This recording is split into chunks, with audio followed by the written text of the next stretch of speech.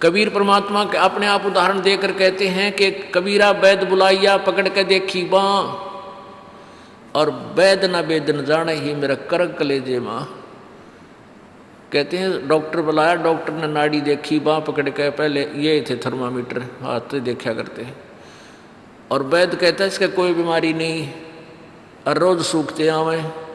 कहते हैं कबीरा वैद बुलाइया पकड़ के देखी बाँ, और वैद न वेद न जाने ही मेरा करक कलेजे माँ। उस परमात्मा की और यहाँ के दुखों का जो दुख है, यहाँ के दुखों को देख देख कर कुत्ते ने देखे खाज कि तो कीड़े पड़ रहे उसके हैं, किसी खाज लग रही है। ये भी पहले आप जैसे अड़े चौड़े हो कांडे थे और बढ़िया बढ़िया सूट गाड़ के चाले थे, भक्ति करी को नाच बिरान माटी करवा ली। तो ये बातें उनको तुरंत याद आने लग जाएंगी जिनकी आंखों का मोतिया बिंदु का ऑपरेशन हो गया, अर्थात जिनको तत्व ज्ञान हो गया। अब तो हम देखते हैं कुत्ते हैं, गधे हैं, सुअर हैं, बैल है, जोड़ रखा गाड़ी में भर रखा सामान, चलता नहीं था, दे लट्ठा गद्दा है गधोरी उस पर। तो हमने सोचा ये तो ऐसे बनते रहेंगे और हम ऐसे ही मनुष्य बने रहेंगे। काल ने ऐसी बुद्धि भ्रष्ट कर रखी हमारी, क्योंकि ज्ञान है नहीं। ज्ञान हो तो हम ये नहीं सोच सकते, क्योंकि यहाँ तो प्रत्येक प्राणी का अपना किया कर्म इसको मिलेगा।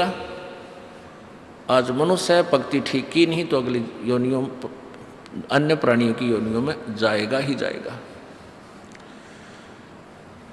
तो फिर ये बातें, यहाँ का यो कष्ट, किसी की किसी का हाथ कट रहा, किसी की टांग कट गई, कोई अंधा हो रहा, किसी का बेटा मर गया, किसी की बेटी मर गई, एक परिवार में 2-2 3-3 इकट्ठे मृत्यु हो रही है।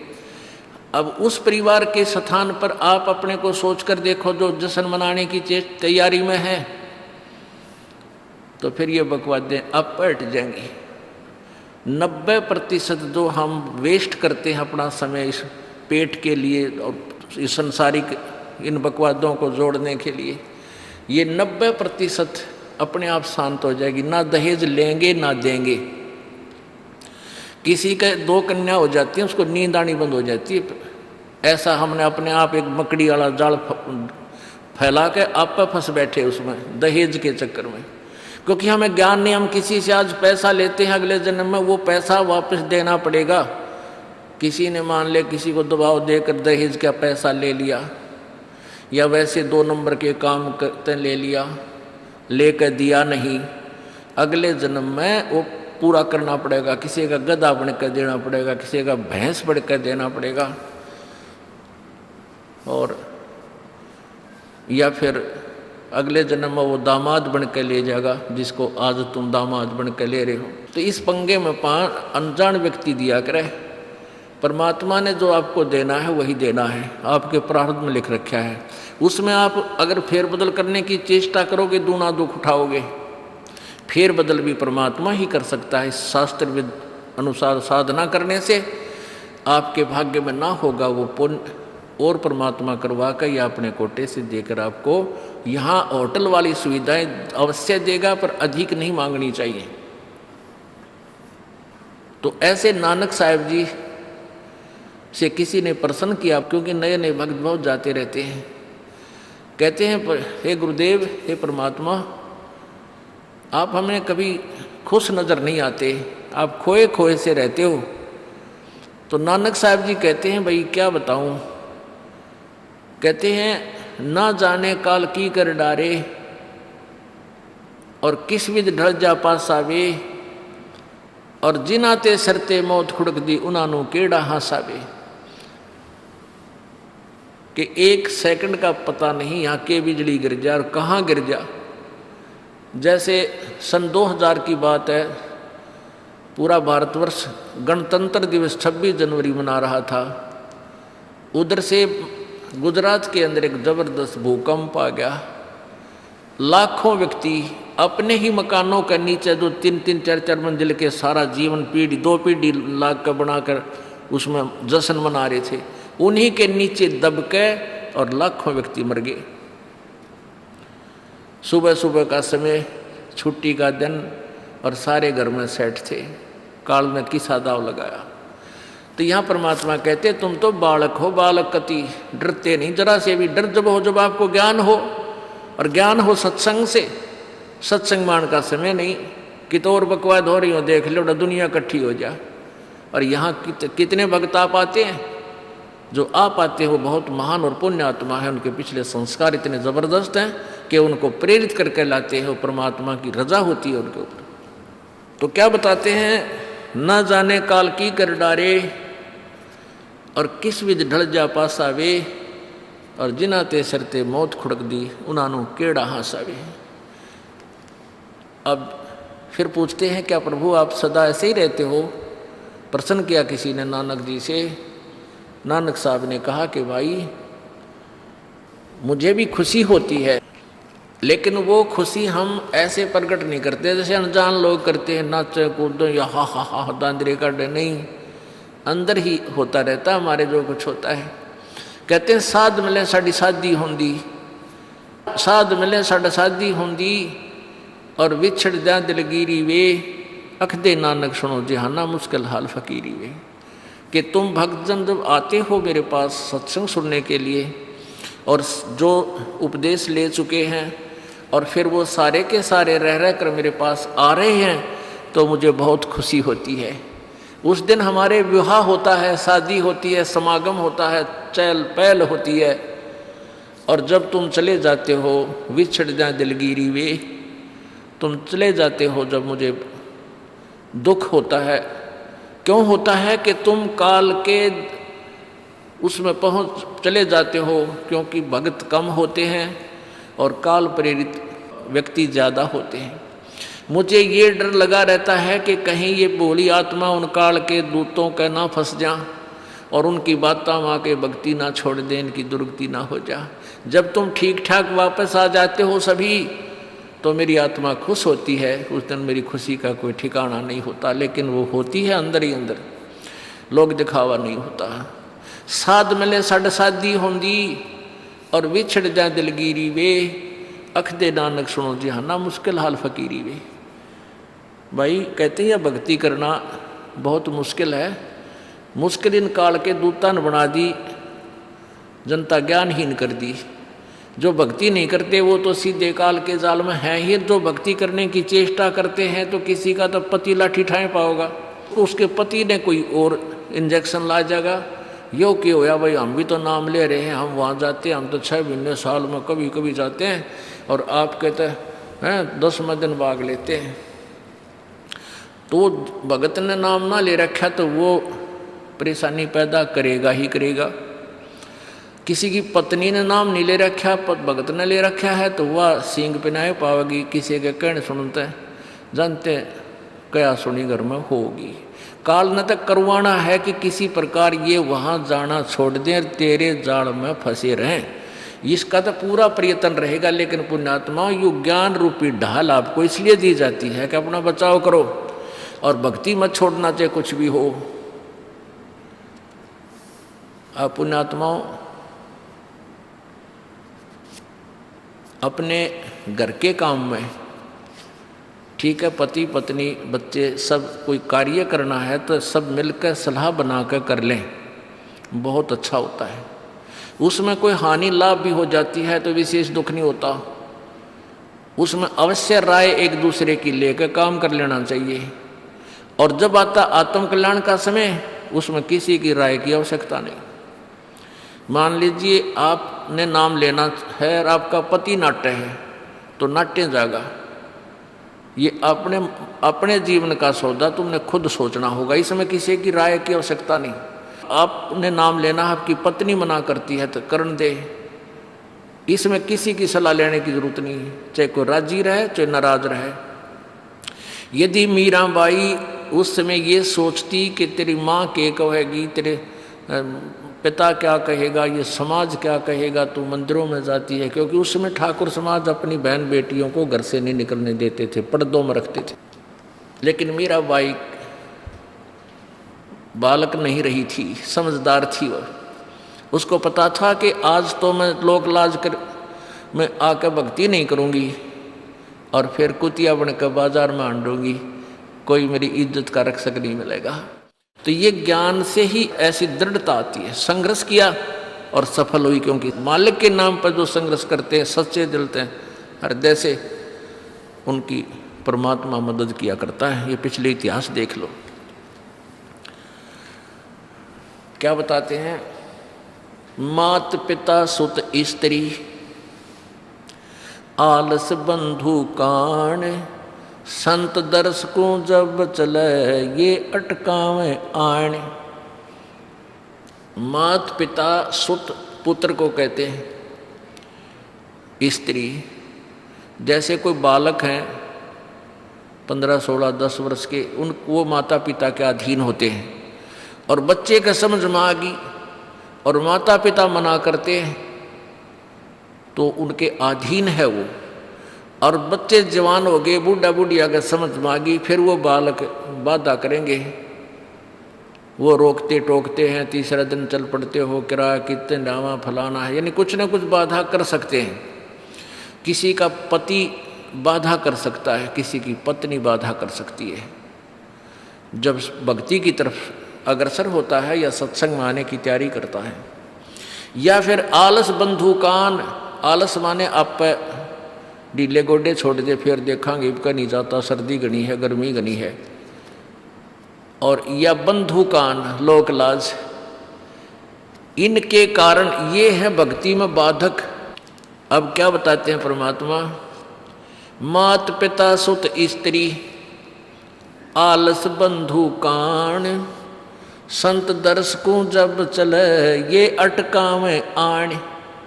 इनका अटकाया अटके नहीं, और संत दर्श को जाए कह कबीर सो संत है आवागमन नसावे। इनका अटकाया अटके नहीं, और संत दर्श को जाए यानी सत्संग में अवश्य जावे, कह कबीर सो संत है आवागमन नसाए, उसका कल्याण होगा। आज मीराबाई जी का कितनी श्रद्धा और आदर के साथ नाम लिया जाता है। और यदि वो उसी तरह की क्रियाएं करती जो उस समय की बहन बेटियां लोक लाज में फंस का अपना जीवन बर्बाद करगी, आज वो कुतिया बनी आंड है। परमात्मा कहते हैं नकबे सर नकबा बनी वह पैर थी हार हमेल, और सुंदरी से वह कुतिया बनी सुन साहिब के खेल। बीबी पड़दा रहे थी डोडी लगे थी बार, अब गा तो गाड़े फिरती हैं बन कुतिया बाजार। वो पर्दे की सुंदरी सुनो संदेशा मोर, इब गा तो गाड़े फिरती हैं वो करें सराय शोर। अब जो डोडी पर्दे जिनका लग गया करते, पर्दे में रहा करती थी, जो अपने आप को ऊंच घरों की बेटियां बहू कहा करती थी, उनका सत्संग की छीट लगी नहीं, करते बाहर निकली नहीं। पूर्व जन्म की पुण्यात्मा थी, उनको कोई रानी बन गई, कोई महारानी बन गई, कोई अच्छे घर में इस मायाधारी मस्करिया का जन्म हो गया। और वो भगवान से दूर रहने के कारण फिर अगले जन्म में कुतिया की योनि पाती है।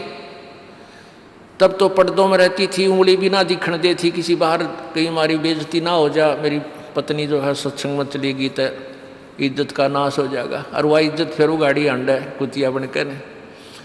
कहते नकबे सर नकबा बनी पैर थी हार हमेल, 1-1 लाख के गहने पहरा करती, आज वो सुंदरी से कुतिया बनी देख साहिब के खेल।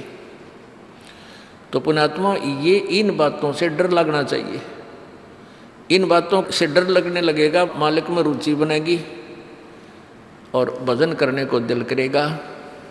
और ये लोग दिखावा जो ड्रामा है, नाचा कूदी, ये बकवाद मन में आवे को नहीं, ये कहने की आवश्यकता नहीं पड़ा। दास ने कैसा मत करियो, हाँ कहना तो पड़ता है एक बार बालक को, कुछ दिनों के बाद फिर आपकी रुचि ना बढ़े। इतना तो इस दास को विश्वास हो गया है कि परमात्मा के बच्चे भगवान को पहचानने लग गए, क्योंकि अब शिक्षित समाज है। आपको नाम दिया जाता है, नाम देने से पहले सब नियमों से परिचित कराया जाता है। और हमने ये पुस्तक बनाई है भक्ति सौदागर को संदेश, इसके प्रथम अध्याय में ही हमने नियमों का पूरा विस्तार से विवरण दिया है कि कोई भी पुण्यात्मा इस आश्रम की तरफ आएगा तो पहले तैयार होकर आवे। पहले क्या होता था कि भक्तजन समझाते थे नाम ले लो तुम्हारा कल्याण हो जाएगा, बड़े सुख होते हैं, यहाँ आ जाते थे उपदेश लेने। और यहाँ आकर के हम फिर उनको लिस्ट दिखाते थे, ये नियम निभाने हैं, तो बात जाते थे कि नहीं हमारा भी ये नियम नहीं नंबर। क्योंकि वो उल्टे रंग में रंगे हुए वो सारे। तो अब उनको पहले ये लिख कर दे दिया कि तुम तैयार होकर आ जाना, तुम्हारा मन मानने तो आना, क्योंकि कल्याण होगा इस मर्यादा में रहने से। तो अब ये दास देख रहा है कि अब कितना डर लगता है बहन बेटी भाइयों को, बच्चों को। अब वो कहीं, क्योंकि समाज हमारा जो है सारा का सारा समाज काल प्रेरित है, उन्हीं क्रियाओं को कर रहा है जो ना करने वाली होती हैं। और हमारा भक्त एक घर में एक व्यक्ति ने नाम ले लिया और 5-6 व्यक्ति वो सारे शास्त्र विरुद्ध साधक हैं, तो उनके साथ संघर्ष बनता है बेचारे का जा करके। फिर भी वो इतना दृढ़ है, डरता है, आकर पूछता है जी मेरे पे ऐसी गलती होगी, मेरा नाम तो खंडनी हो गया, आगे से नहीं करूँगा। तो कहने का भाव ये है कि पहचानने लग गए तुम परमात्मा को और संघर्ष करना सीख गए, आप सफल होगे, देख लेना एक दिन। ये नाखून पालिश लगाते हैं, ओठों पर इसी बूंदी शकल बना लेते हैं, लाल वो लगा कर लिपस्टिक, इतना बेहुदी शकल बन जाती है। कहते हैं अब ऐसी मर्यादा बन गई, बहन बेटियां कहते हैं कि हम ऑफिस में जाते हैं तो ये लिपस्टिक वगैरह नहीं लगाते, नेल पेंट नहीं लगाते, तो क्या कहते हैं उस दूसरे कि तुम्हारे घर में कोई मर गया क्या? अरे थारा गजब भैया, ये बकवाद करने तो सारे जी जाओगे तुम, अकल खत्म होगी। यानी एक मर्यादा बन गई, जो ऐसे उल्टे काम ना करे उसने हे समझन लागे। निरंजन धन तेरा दरबार जहाँ तनिक नहीं न्याय विचार, सारे उल्टे काम में राजी रहे। लेकिन हमारी बेटियां अब संघर्ष करती हैं कि हाँ उनको ज्ञान हो गया, वो तो बालक हैं, कुछ भी कह सकती हैं।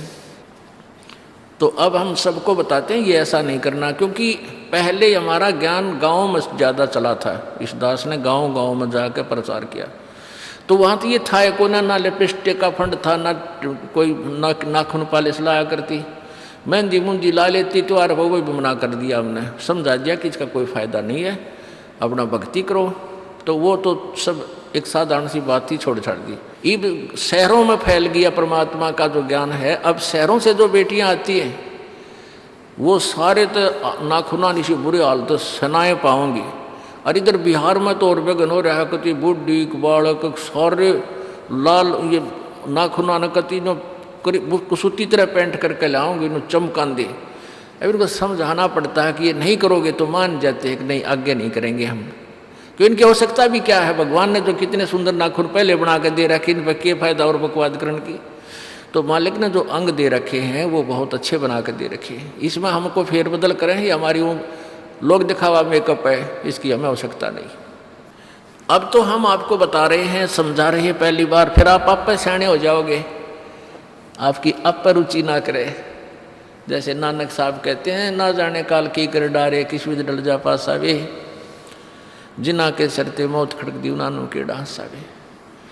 अब प्रसंग था कि साध मिले साड़ी शादी होंगी और भी छड़ जा दिलगिरी वे, अख दे नानक सुनो जहाना ये मुश्किल हाल फकीरी वे। तो नानक साहब क्या बताते थे कि तुम जाते हो यहाँ से सत्संग सुनकर, और वहाँ आप ऐसे समाज में जाते हो जो सब काल प्रेरित होकर के वो साधनाएं, वो क्रियाएं, वो ड्रामाबाजी करता है, जिससे मुझे डर लगा रहता है कि कहीं आपकी क्रियाएं भंग ना हो जाएं और आप काल के मुंह में चले जाओ। जब तुम वापस आ जाते हो तो मुझे बहुत खुशी होती है कि परमात्मा के बच्चे काल के जाल से बचे हुए, तो उस दिन खुश होता हूँ मैं।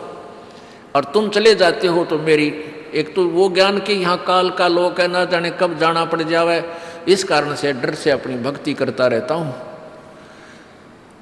और एक तुम्हारी भी चिंता खाती रहती है कि कहीं काल के जाल में ये बालक फिर ना फंस जाए।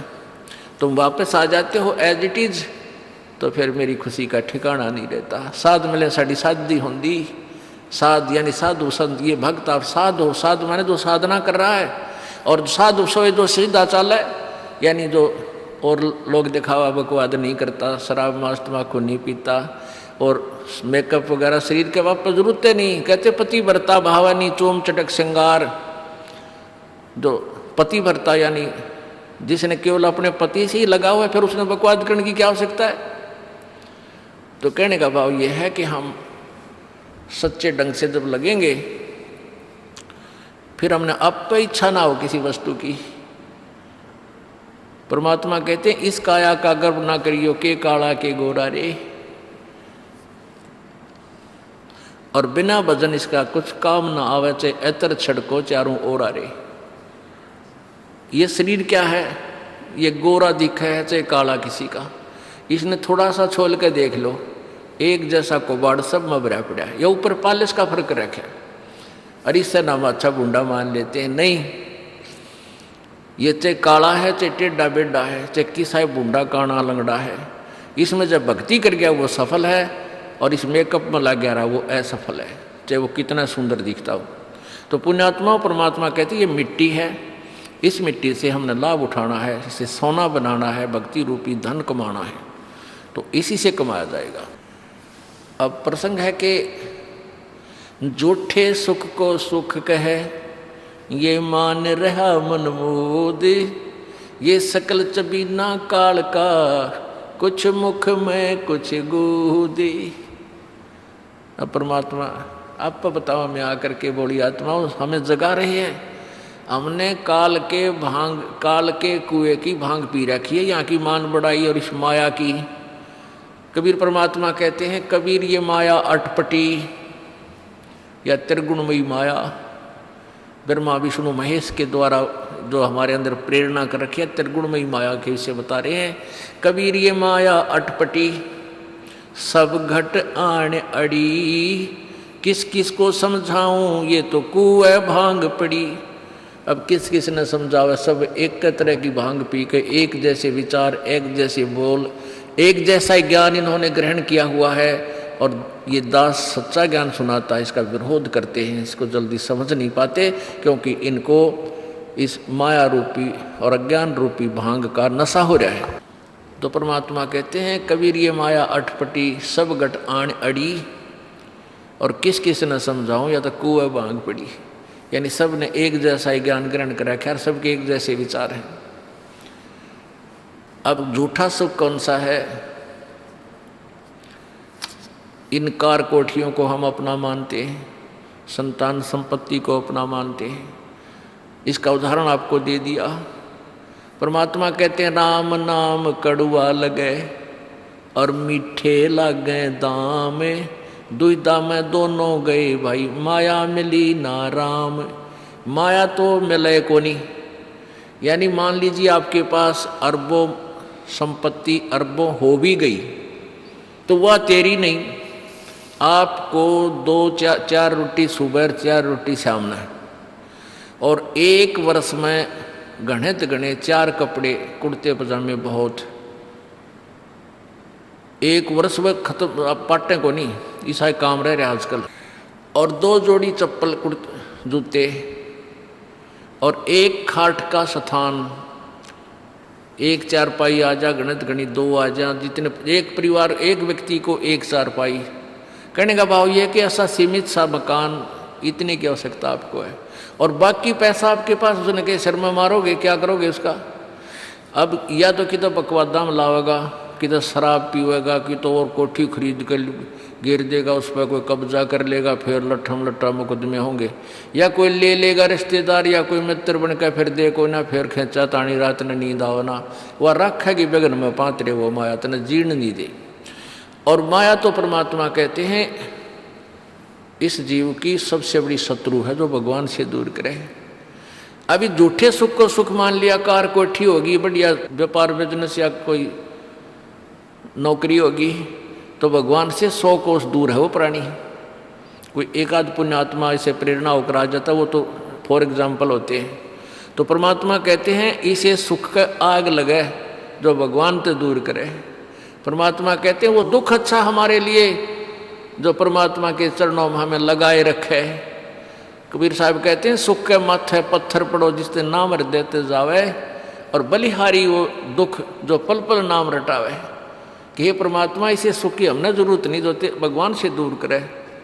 पत्थर पड़ो इसे सुख के ऊपर, और बलिहारी उस दुख के जो पल पल नाम रटावे।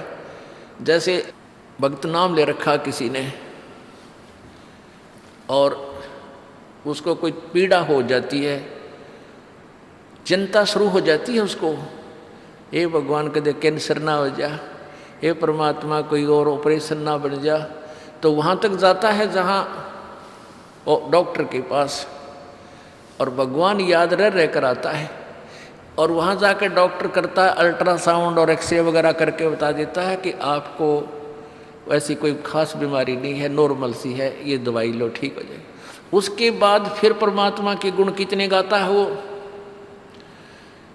जो भक्ति से दूर हैं वो तो भूल भाल जाते हैं, उनको तो परमात्मा याद आता है, कोई ना डॉक्टर दिखे। और पुण्यात्मा जो भक्ति करते हैं उनको डॉक्टर नहीं भगवान पहले दिखाई देता है। पुण्यात्मा, आपके प्रारब्ध में, आपके संस्कार में मृत्यु है और कैंसर से है, और वो होगी, नाम ले रखा आपने, और डॉक्टर ने भी डिक्लेयर कर दिया कि कैंसर है भाई। पीछे आपको उदाहरण दिया था, एक लड़का रोहतक से, इकलौता पुत्र, और 10 साल के बाद पुत्र प्राप्ति हुई, और उस लड़के का कान में कैंसर बता दी, PGIMS रोहतक तक। उन डॉक्टरों ने फाइनल कर दिया और उसका पूरा डाटा अपने मोबाइल में नोट कर लिया कि इसका ऑपरेशन करवा ले और दिल्ली ले जा, हम नहीं कर सकते। वो रोता हुआ यहाँ आए। अब क्या है कि ये काल बड़ा उस्ताद है, थोड़ा सा सुख होते ही भगवान ने भूलन लाग जाए। वो 5 महीना में आए हमारे पास रोहतक से, जबकि आए महीना आना चाहिए था।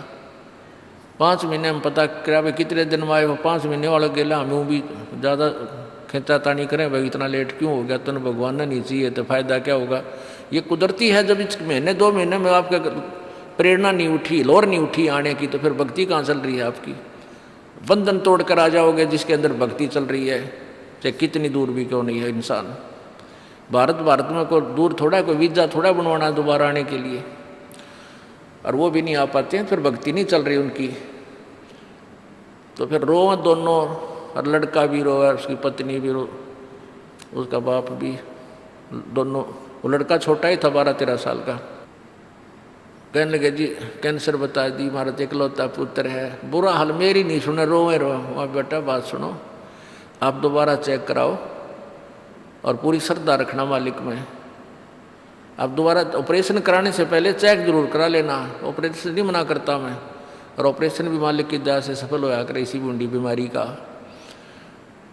तो उनके यह बात जच गई, जानते डॉक्टर से कहा जी इसको ऐसे, वो रिपोर्ट दिखाई, और फिर कहा जी, वो डॉक्टर ने कहा अभी मैं दोबारा चेक कर लूँगा। मालिक प्रेरणा करता है कि एक बार चेक करना पड़ेगा, मैं ऑपरेशन करने से पहले चेकिंग फिर करूँगा। दोबारा चेक किया, उसने बताया इसका कोई कैंसर नहीं है, और कान की हड्डी बढ़े है, और 6 महीना में एक बार दिखा जाइए, आप पर ठीक हो जाइए।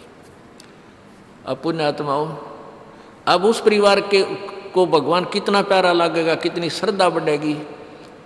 और आए महीने 2 चक्कर काटेंगे, तो इंसान तो होंगे, शैतान होंगे, तो फिर आपत्ति आओगी उन पर। भगवान से दूर होते ही फिर ये विरानमाटी होगी। तो कहने का भाव ये है कि सुख के माथे पत्थर पड़ो जो नाम हृदय जा, और बलिहारी उस दुख के जो पल पल नाम रटावे। संत शरण में आने से फिर आई टले बला, और जय मस्तक में सूड़ी होवा काटे में टल जा। ये मालिक की वाणी है, गलत नहीं हो सकती। इसका हम कितना लाभ उठा सकते हैं वो हमारी अपने अंतःकरण की जो है व्यवस्था के ऊपर डिपेंड करता है। हमारी कितनी भावना है, कितनी हमारी लगन है मालिक में। अब कुछ भक्त ऐसे भी आते हैं जी, हमें लाभ ना होया, पाठ भी करा लिया, जोत भी चढ़ा दी, और 3 बार आ लिया मैं, ईसा डठोरा दिखाऊंगे, मेरा ऊपर जानो बहुत बड़ा, मुझे ही ज़्यादा आवश्यकता है, इसने कती नहीं। वो बेचारे बालक हैं 1ली 2री कक्षा के, वो कुछ भी बोल सकते हैं, उनको ज्ञान ही नहीं। और ऐसे लाखों लोग हैं जिनको निरे सुख हो लिए।